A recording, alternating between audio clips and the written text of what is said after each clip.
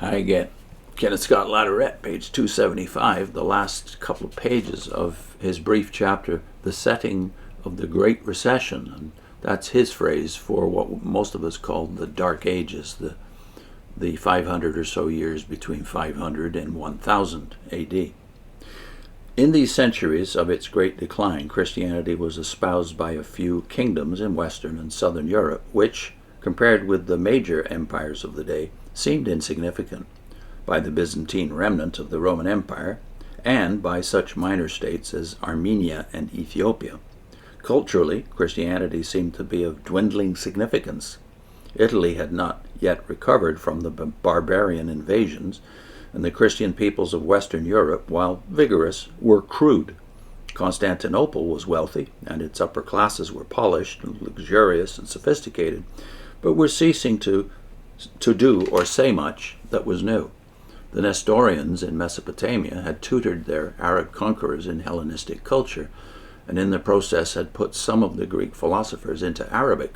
But the Arabs had proved apt pupils of the Nestorians, and other subject peoples were producing a culture which appeared to be fully as high as that of Constantinople, and higher than that of the Franks and others of the German peoples who had been converted to Christianity.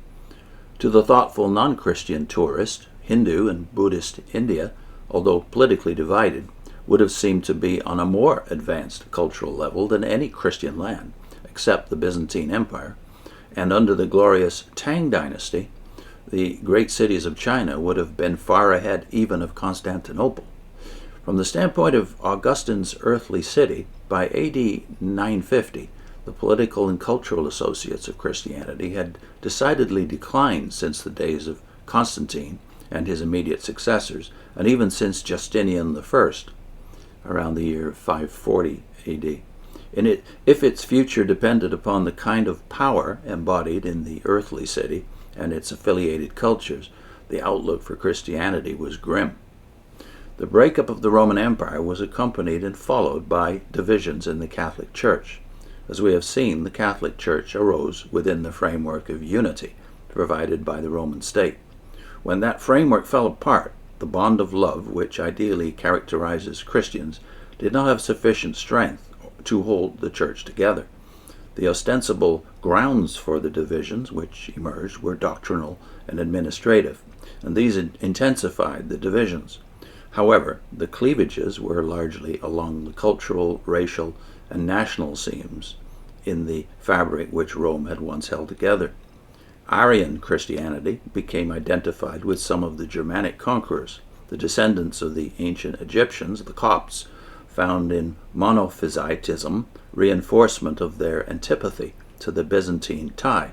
Somewhat similarly, Monophysitism was the bond of Assyrian Christianity, and in another form of the national church of Armenia, as against the Orthodox Greeks. Nestorianism continued to be the faith of the majority of the Christians in Mesopotamia and the regions to the east, although both Monophysites and Orthodox also had communities in Mesopotamia and the lands which lay eastward of that fertile valley.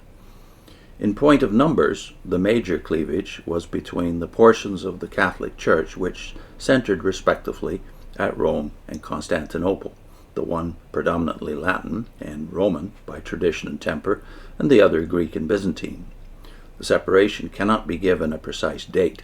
The two main wings of the Catholic Church drifted away from each other, partly because of cultural traditions, partly because of rivalry between the two great sees, and partly because of the obstacle presented of communications by the widening of time distances and the difficulty brought by the disruption of political unity to preserving intimate physical contact.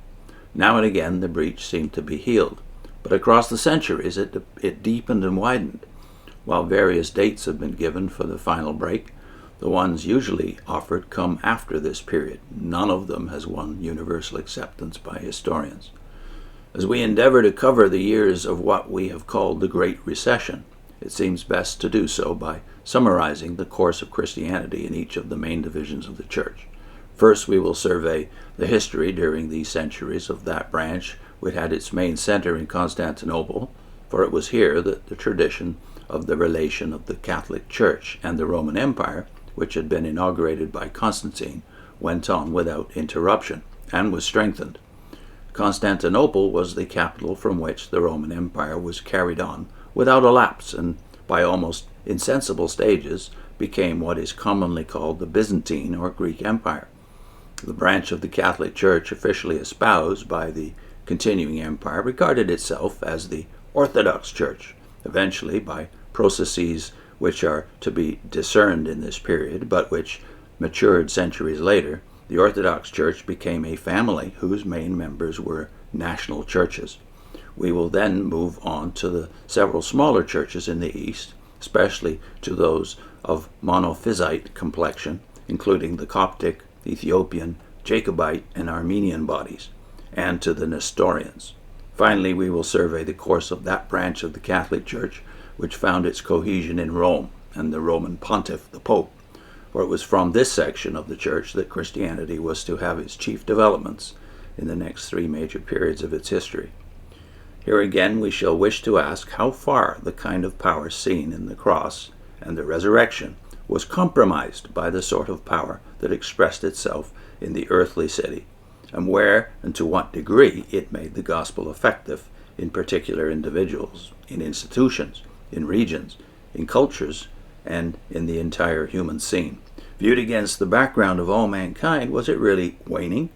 The Christian faith holds that God was in Christ reconciling the world to himself. In what fashion and to what degree, so far as the surviving records enable us to discern it, was that reconciliation working during these 4.5 centuries? Was the decline as great as it might have appeared to the Martian observer who employed the criteria suggested by citizens of the earthly city, and who, supposedly, would have been his chief channels of information? Or was there evidence which, assessed by the criteria set up in the New Testament, would give other results? That's the end of the chapter. The link I'll put in is to Walter Rauschenbusch's discussion of the medieval period. The medieval church elevates marriage and family, but at the same time, it practically made asceticism and celibacy the preferred state.